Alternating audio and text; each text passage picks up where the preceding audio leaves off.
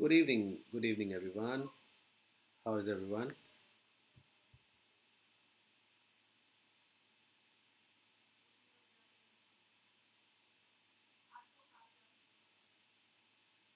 Hi, Om. Hello, Ayush. Right, pretty good. So I can see like you can hear me and see me. Fine. And let's start with this. Today, what we have is para completion. So I'm going to provide you with the questions. You are going to go through them, see how it works for you. Okay. So here we go.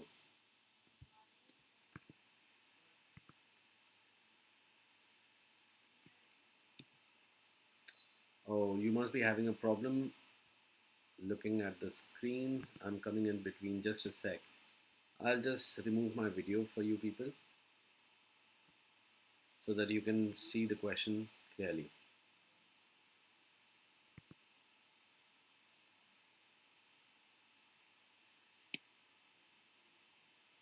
Yeah, all yours. So try to do the question. I'll give you 2 minutes because this is the like 2 or 3 minutes because this is the first question, so you need to warm up. Okay, take your time.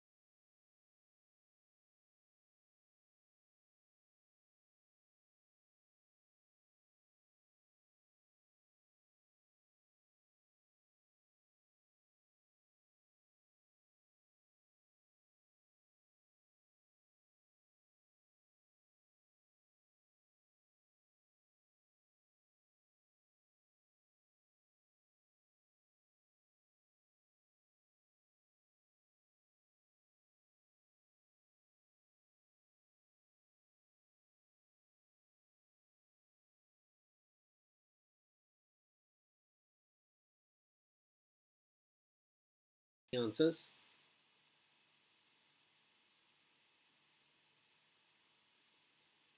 Okay, Shonin says B because the sentence after that blank talks about a shortcut and B mentions that shortcut. Okay, what about the others? Ayush, you can always get in touch with our team and they would definitely help you with enrolling for the crash course. And thank you for the compliment.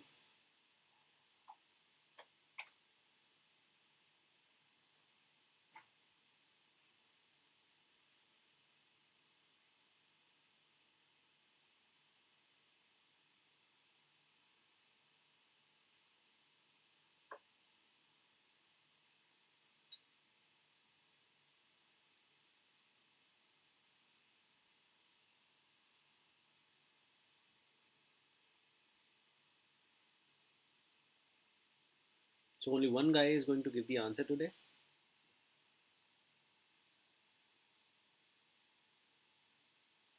Okay, let me just read till then. If you can think of an answer, do let me know.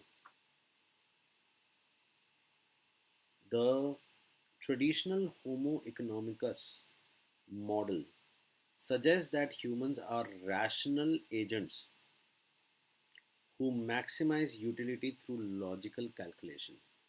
Okay, not a difficult thing to understand. However, the rise of behavioral economics has complicated this sterile portrait. Okay, so what has happened? The behavioral economics have come across, and due to which, what has happened? People have become a bit like this. This whole model has stopped working for us. Okay, so let's see. Then what it says? There is a dash. While these shortcuts allow for rapid decision making in complex environments, they often lead to systematic deviations from what a purely mathematical model would predict. Now, it starts talking about something to do with shortcuts. These shortcuts, where exactly these shortcuts were uh, talked about. Let's see. A part says this suggests that the human mind is a blank slate upon which economic theories can be written with absolute precision. Okay, but after that, how can we say that these shortcuts allow, right?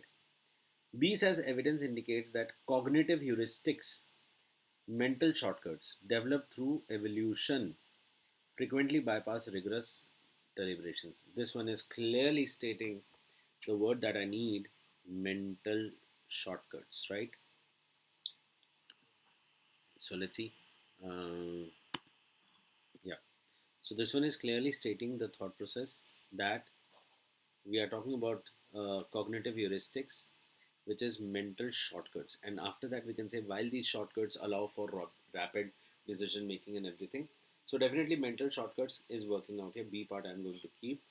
C part says most individuals find that their financial success is directly proportional to their ability to ignore emotional impulses entirely.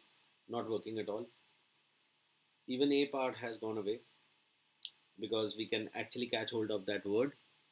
D part says market fluctuations are primarily driven by aggregate of rational choices made by informed institutional investors. Again, nothing to do with the next line. So the follow up line has helped us to find out the right answer. The right answer is B part. Very good. Fine. So let's see. Has everyone understood? Fine. What happened to the rest of the children? Why couldn't they answer?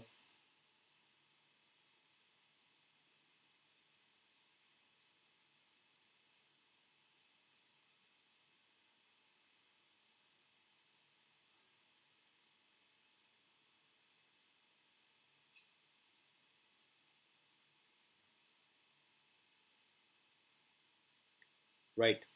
Let's move on to the next one. Question number two. Try it out.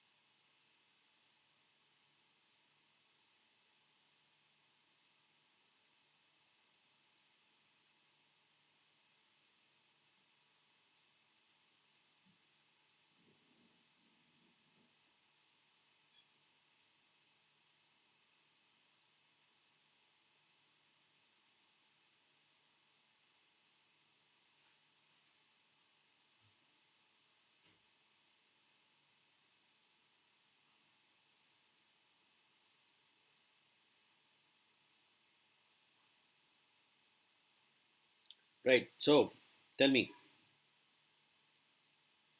how does this work?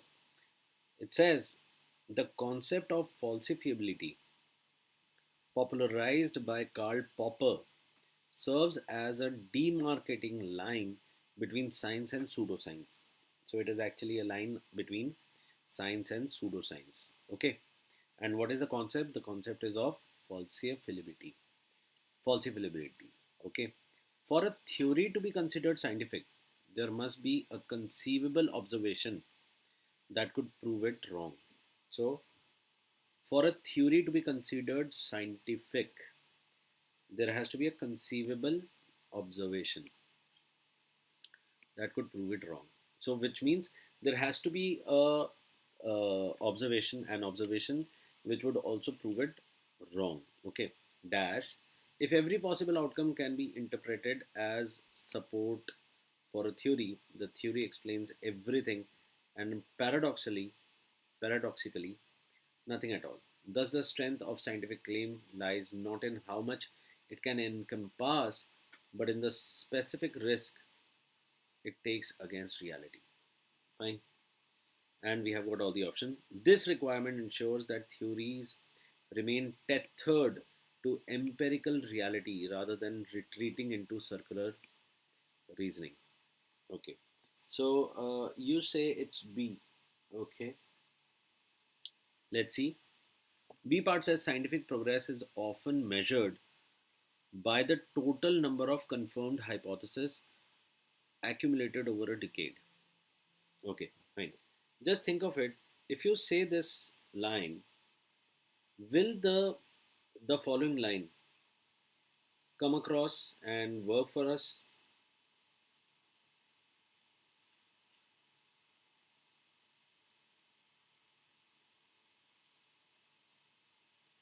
Look at it. It says if every possible outcome can be interpreted as support for a theory, the theory explains everything and paradoxically nothing at all. Which is actually telling us why we needed what? An observation that could prove it wrong, right? So अगर इन दोनों के बीच में relation पैदा करना है तो how do we do that? अगर मैं बी पार्ट बोलता हूँ, it's a scientific progress is often measured by the total number of confirmed hypothesis, total number of confirmed hypothesis accumulated over a decade. अगर मैंने ये यहाँ पे लगा दिया तो next line will not support this line at all, right? So let's start with this. A part says this requirement ensures, ठीक है, this requirement मतलब कौन सा requirement? ये जो क्या बोला उन्होंने? There must be a conceivable observation that could prove it wrong. समझ में आ गया? This requirement ensures, ये ensure करता है कि theories remain tethered, tied up to empirical reality, ठीक है ना?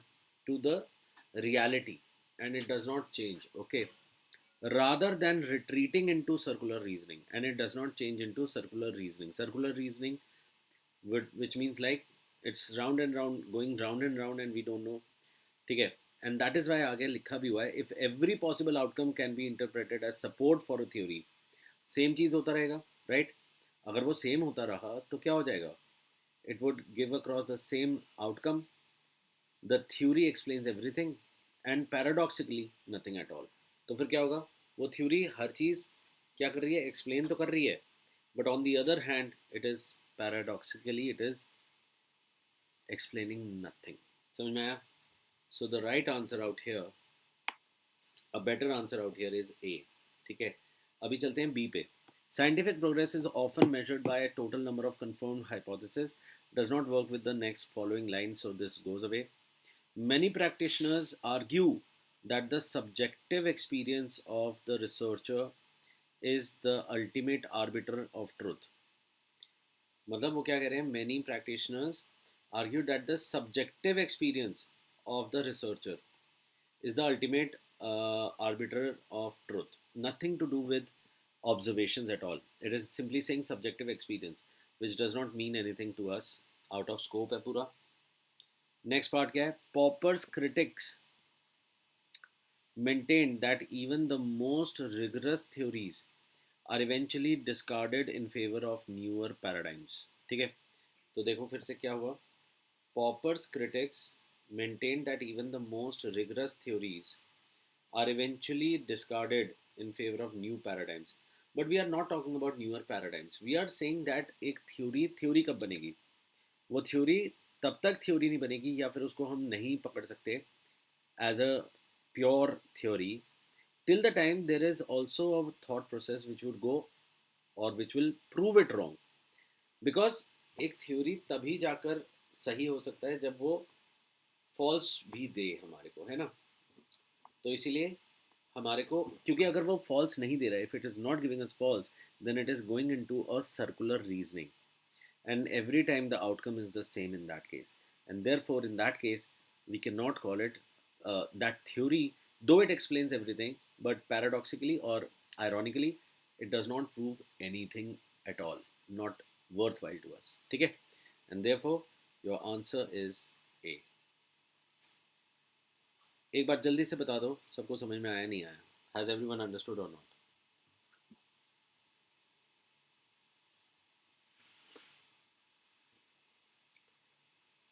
Roshan, you need to be regular to the classes.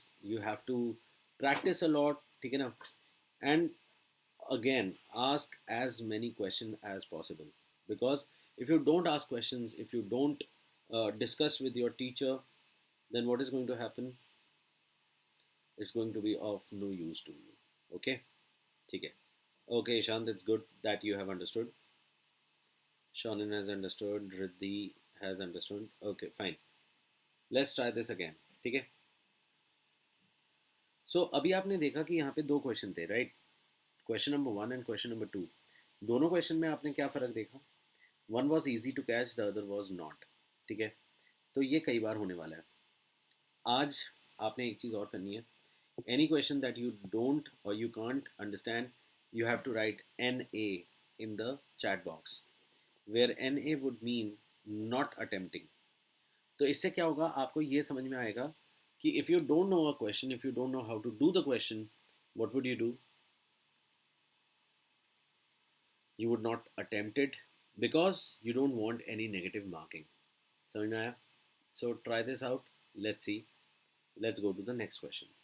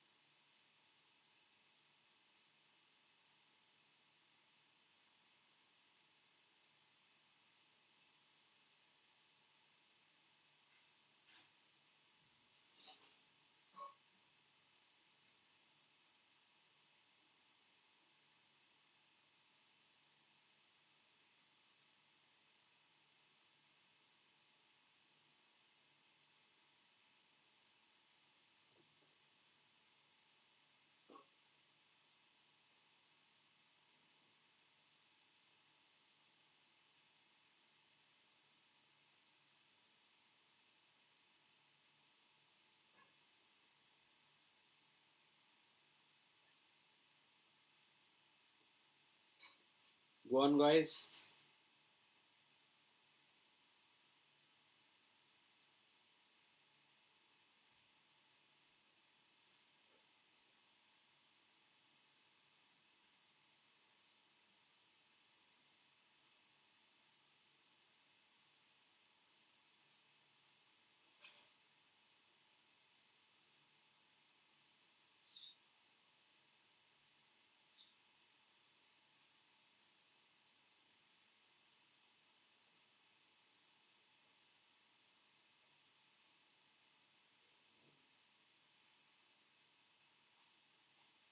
Okay, Shonin has given an answer. What about the others?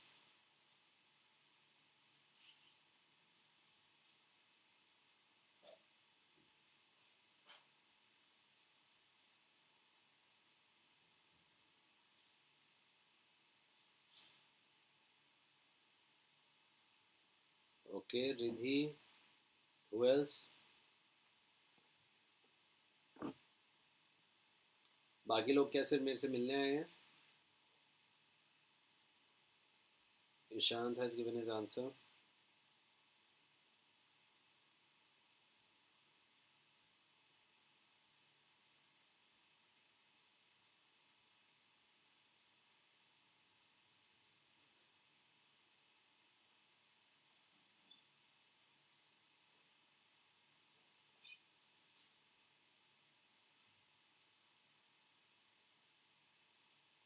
Fine. So plenty of C and B going on out there. चलो question करके देखते हैं. In her later essays, Virginia Woolf explored the granite and rainbow of biography. ठीक है. So what is it talking about? This part is talking about granite and rainbow of biography. तो biography का granite part and rainbow part. The tension between the hard facts. आगे देखो. This part is quite important. This part, right? This part tells me कि we are going to talk about the this part. After this, we are going to define what is written before it. What is it? This granite and rainbow. The tension between the hard facts of life, that would be granite, and the shimmering, intangible essence of personality, which is going to be your rainbow. Okay? Then it says dash, and then it says to lean too heavily on the granite. Matlab, if we are going more towards granite, is to produce a dry ledger of dates and deeds. So what are we going to do? It's going to be very dry. It would be a life full of dates and deeds, nothing else. Fine. To chase only the rainbow, and if we go towards rainbow, it is to risk a descent into mere fiction. You would only live in fiction and you would not know anything about the realities. The biographer's art, therefore, lies in a precarious synthesis, okay, capturing the soul without untethering it from the earth. So, which clearly shows that the person is trying to bring across a balance of both the things. If it is not balanced, then what is going to happen? It would be either a very dry life or it would be something which is nothing but just a fiction. Fine, a figment of imagination. Now, keeping that in mind, A part padhte hain. She believed that the truth of a human life could only be found in the official records of the state. Official records, is she only supporting the official records? Definitely not. A part does not work for me. This duality highlights the impossibility of ever truly knowing another person through the medium of prose. Now, this part is getting very judgmental if you look at it. It says, like, if we are dual, if a person is like showing both granite and uh, rainbow, then it is very like it is next to impossible to actually gauge that person, to know about that person. Are we actually talking about that? See the last line, this B part does not work with the last line, right? Because the last line she said, it lies in a precarious synthesis. What is synthesis? So synthesis is almost like something in balance, something going together, right? Which are they? Capturing the soul without untethering it from the earth, right? So there has to be a balance to it. So B part is not doing that, and B part can be easily removed. C part for Wolf, the challenge was to navigate the narrow channel between documentary accuracy and creative intuition. So when I say creative intuition, it is the rainbow. And when we are saying documentary accuracy, so which means it is definitely based on uh, data and facts, and therefore documentary accuracy is actually talking about what? It is talking about the granite. So narrow channel between. That is why it is called as precarious synthesis, right? So C part is a better deal. We'll keep it. D part says modern biographers have largely abandoned this distinction in favor of a more data-driven approach to history. We really don't know anything about the modern biographers because it is not given to us, and therefore D part can safely be removed. The only answer which is possible is C, right? So, Riddhi, Om, I hope you have understood why we have derived the answer, deduced the answer C, right? And Shonen and Ishant, very good. You have done a pretty good job. Let's move on to the next question.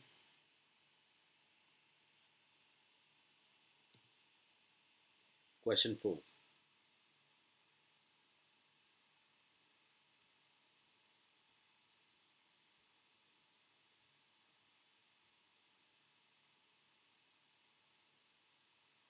Yay, yes, Ishant, congratulations.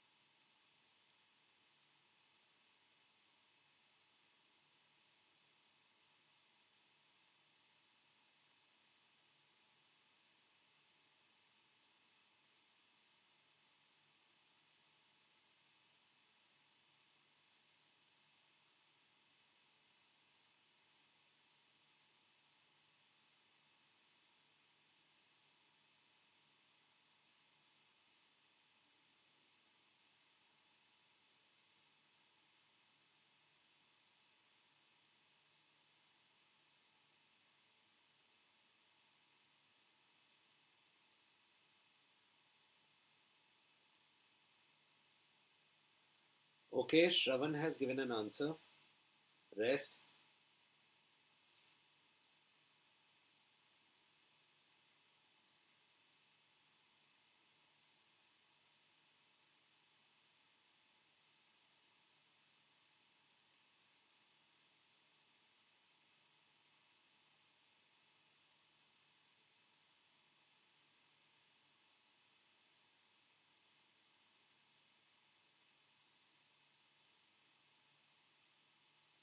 Riddhi, Shonen, Ishant.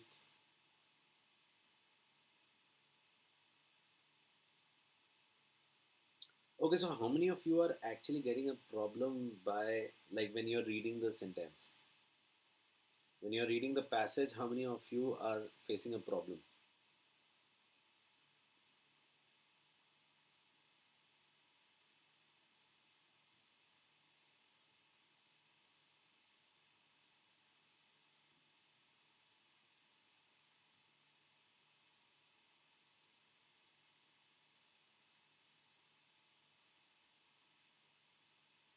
Harish has a problem, okay.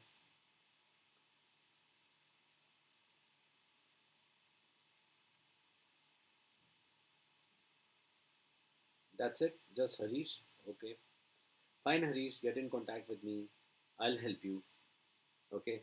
Anyone who has a problem, you can always get in contact with me.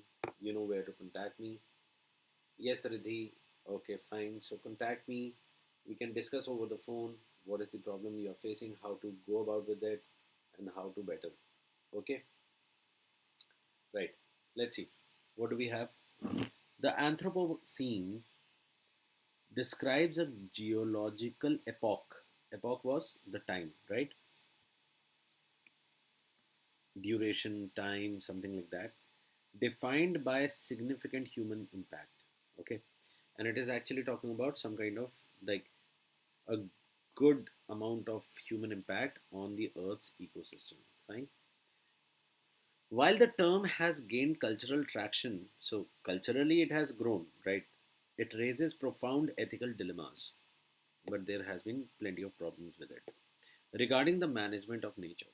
And so, ethically, if it is seen, fine, that start, we have seen that there is a big problem with the management of nature. Humans have not done well. Then comes across dash. To intervene is to play God. If we intervene, then what happens? When we intervene, what happens? It is almost we are playing God. To abstain is to ignore our role. And if we abstain means what? Stay away from it. Then what would happen? We are ignoring our role as the primary driver of ecological decline. Okay, so what to do? We are caught in a loop. So we are caught in a loop. See, automatically you understand that whatever is the thought process going to be, it has to cover all the points, right? We are not God. On the other hand, we are ignoring our role. Fine.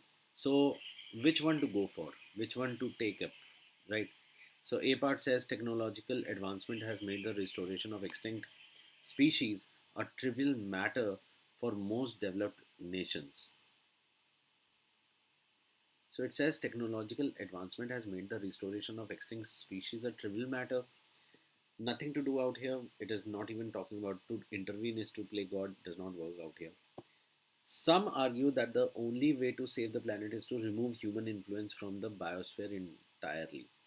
Uh, Again, this is not the middle path it is talking about, so we can safely remove this.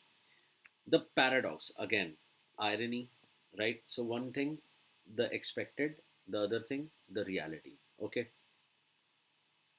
The paradox lies in whether we should use the same anthropocentric tools that caused the crisis to attempt its resolution. So, on one hand, we are saying that shall we use the same tools that created the crisis, and we by using that we can bring across the resolution. Fine. So, C part is a better option. This epoch is characterized by now this epoch, it clearly shows like we are talking about some specific epoch time, right? By a rapid increase in the rate of carbon sequestration, but that sequestration, but that is not given across to us. We are going away from the topic. D part can easily be removed. Your right answer has to be C. Yay, guys! You all have got it correct. Your right answer is C. Okay. Yeah. Ishant, give me a call. We'll talk. Okay. Next one. You have a problem. Okay. Akshay says. That's Akshaya. Okay, Akshaya says, I get anxious or rather the fear of not getting it right. Yes, Akshaya, this actually happens. It even happened to me. Okay, so never mind. What you are going to do is you do plenty of practice, be regular to the sessions, fine, and you have my numbers. You people have my numbers. You can always talk to me whenever you want, right? And if you don't have my number, I'll just provide it to you.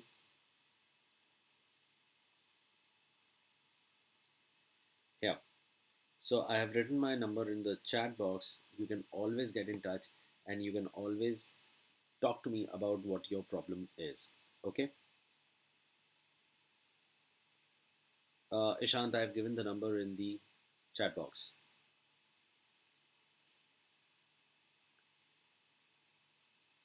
Okay, fine. Om, did you get this question correct, Om?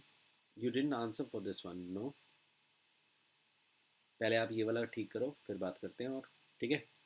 Okay, guys, let's move on to the next question. I hope everyone is getting to know. मैं level थोड़ा ऊपर ही रखने की कोशिश कर रहा हूँ, जिससे कि आपको वहाँ पर जो एक्चुअल पेपर है उसमें प्रॉब्लम ना हो. ठीक है ना. You can also get in contact with us. We are starting with our crash courses. You can always get in touch with us. We'll help you. You have seen the uh, level of the content that we are giving across, right? So I don't think so you would have any problem. We would cradle you to your success. Okay.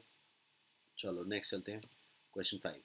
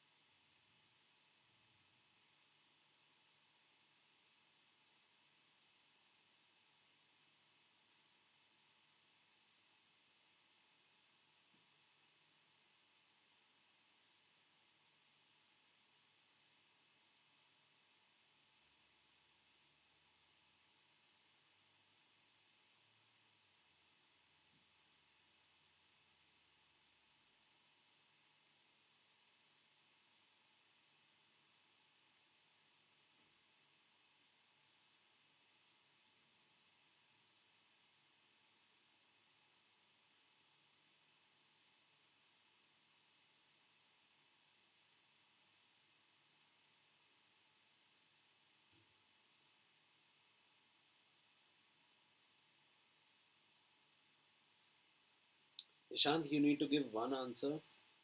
Akshaya has given her answer.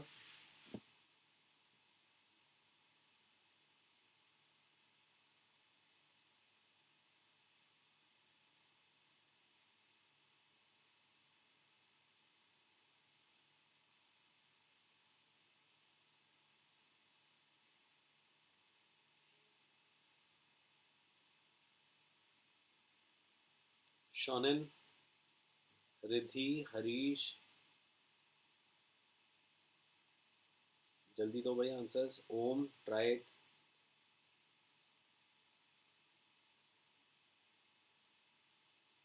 Okay, Shravan has given his answer. Ishant has given his answer.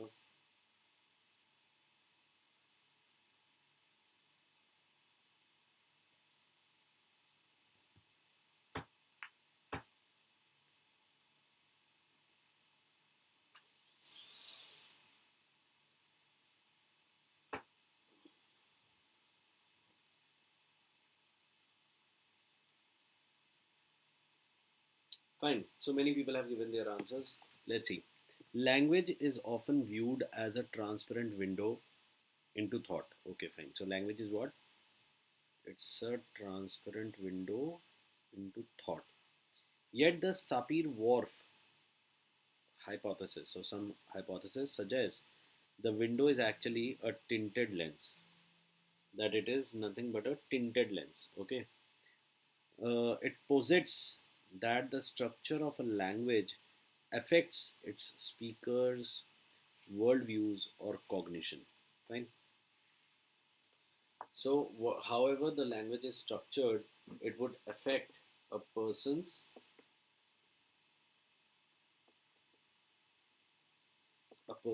what worldview or cognition. Fine. Then there is a dash. Then comes across.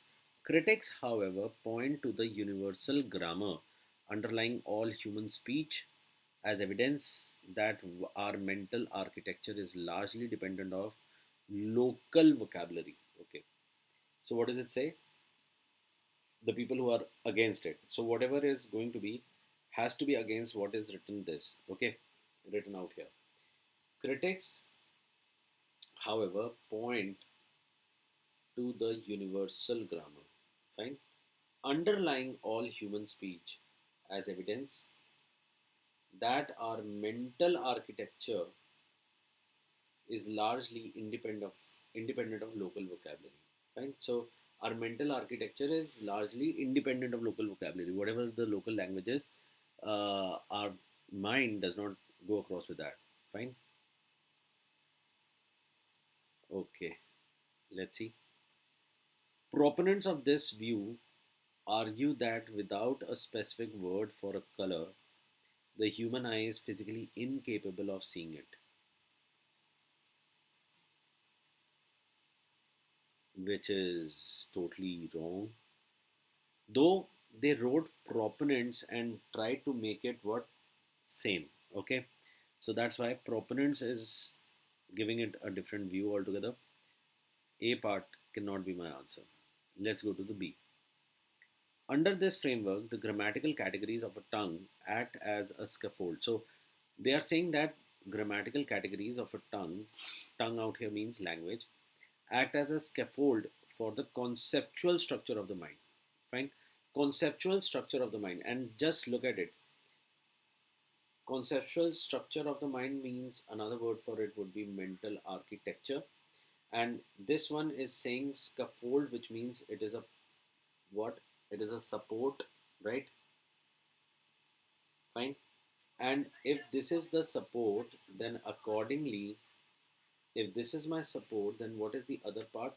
The other part would automatically, because the critics are talking about it, then it goes against it, right? Which clearly shows that yes, we can talk about B part, we can keep the B part out here. Okay, this implies that learning a second language is a waste of time if the first language is sufficiently complex. So this part is wrong, will not work.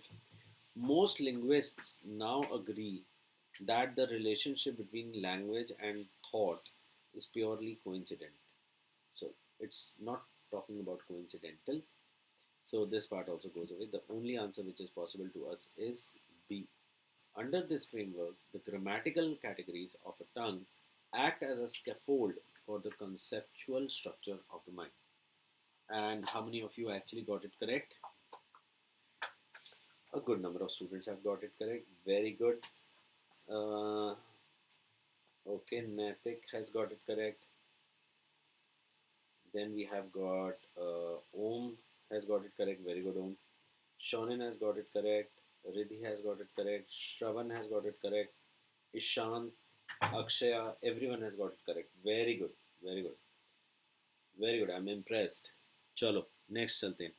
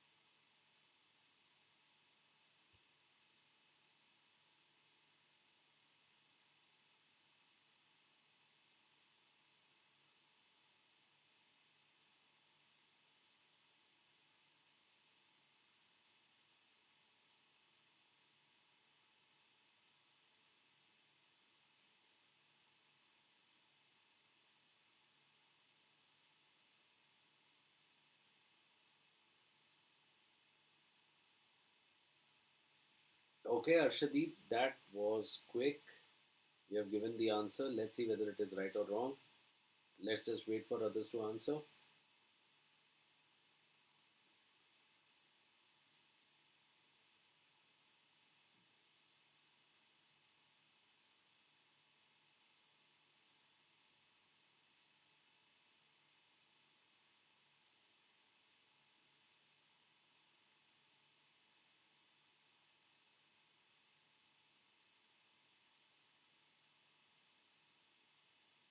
Fine, so everyone is answering and they are pretty quick. Good, let's see. So, what does it say? It says the traditional view of scientific progress posits a linear accumulation of knowledge where each discovery serves as a brick in an ever rising tower of truth. Fine. So, easy it is. It says like traditional view, they are talking about some traditional view of scientific progress, which says that it is nothing but a linear accumulation of knowledge, right? And on the second part says where each discovery serves as a brick in an ever rising tower of truth. So it is nothing but a brick in the ever rising. So we are just keeping one brick over the other, we are just piling it up. However, this architectural metaphor fails to account for the radical reorientation that occurred during a paradigm shift. So, this architectural metaphor fails to account for the radical reorientations that occur during a paradigm shift. So, there is a paradigm shift out there where this hypothesis or this thought process does not work anymore.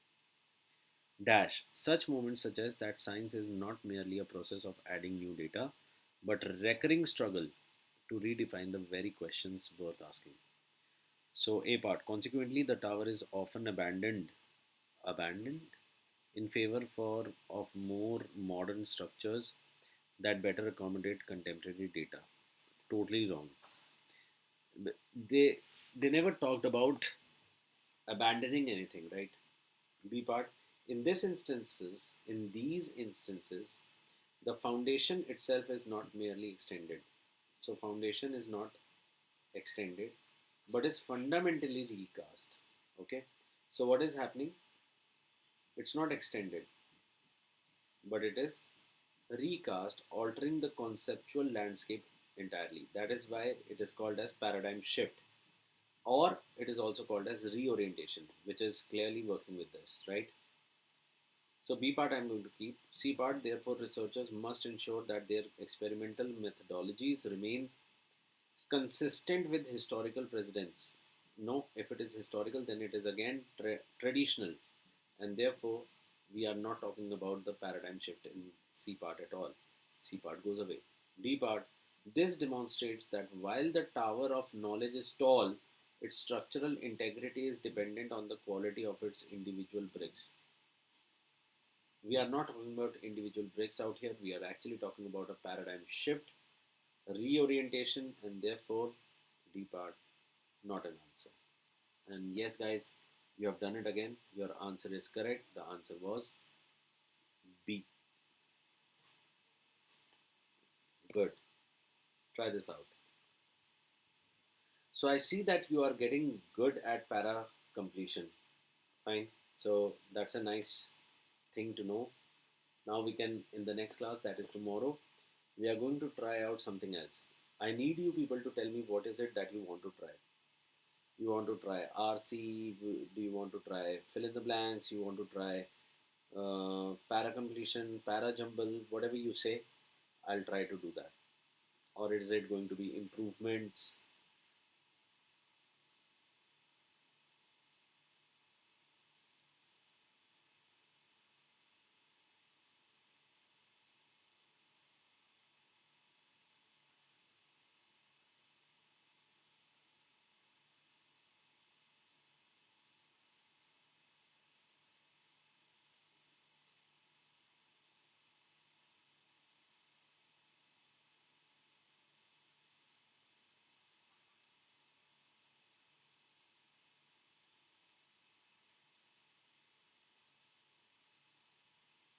Arshdeep says RCs and conversation.